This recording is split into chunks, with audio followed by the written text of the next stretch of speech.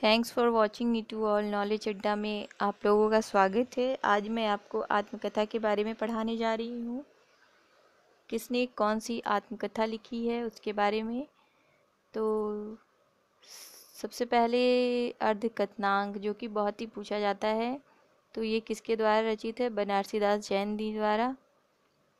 मुझमें देव जीवन का विकास, ये सत्यानंद अग्निहोत्री द्वारा रचित आत्मकथा है। तरुण के स्वप्न, सुभाष चंद्र बोस जी द्वारा। मेरी जीवन यात्रा, राहुल संकीर्त्यानंद जी द्वारा। सिंहावलोकन, यशपाल जी द्वारा रचित। परिव्राजक की कथा, शांति प्रिय द्विवेदी जी द्वारा रचित आत्मकथा है। आत्मकथा से क्वेश्चन ज़रूर पूछा जाता है। ये एक ऐसा इम्पोर्टेंट पार्ट है हिंदी का जिसमें से क्वेश्चन आता ही आता है हर एग्ज़ाम में।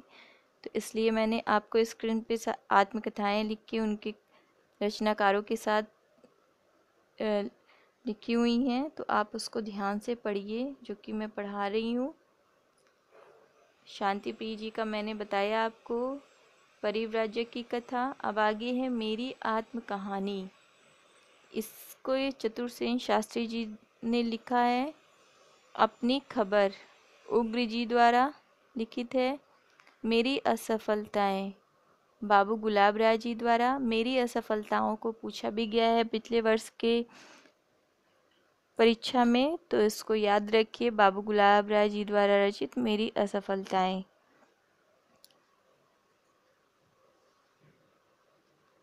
मैं क्रांतिकारी कैसे बना, रामविलास शुक्ल जी द्वारा लिखित है ये।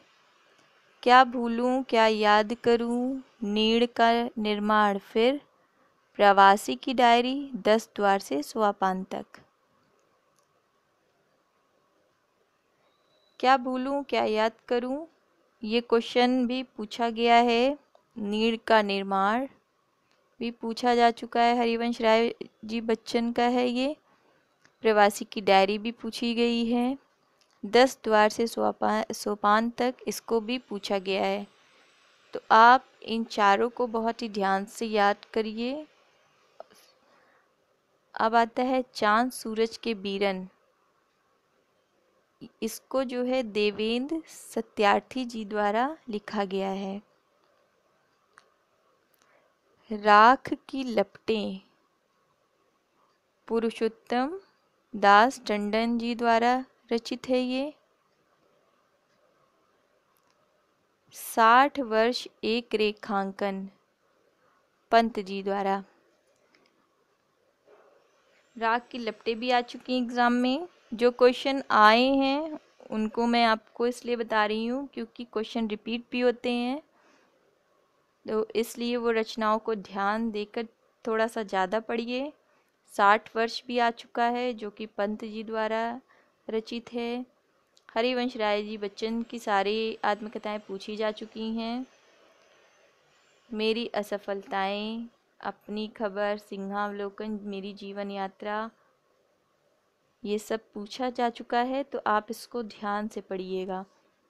इसी तरह मैंने आगे, जिस तरह मैंने आपको आत्मकथा पढ़ाई है उसी तरह आगे मैं आपको और भी हिंदी की रचनाएं, आत्मकथा, उपन्यास, कहानियाँ, नाटक बताऊंगी। उनके बारे में, रचनाकारों के बारे में, कब किसने कौन सी रचना की उसके बारे में, जन्म कवियों का कब हुआ उसके बारे में, जो कि एग्ज़ाम में पूछा जाता है।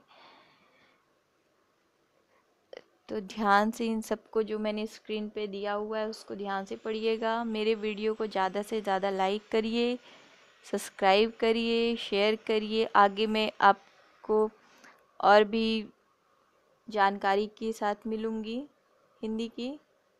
तो आज के लिए बस इतना ही। मेरे वीडियो को फिर से मैं एक बार कहती हूँ, ज़्यादा से ज़्यादा लाइक करिए, सब्सक्राइब करिए, शेयर करिए। Thanks for watching.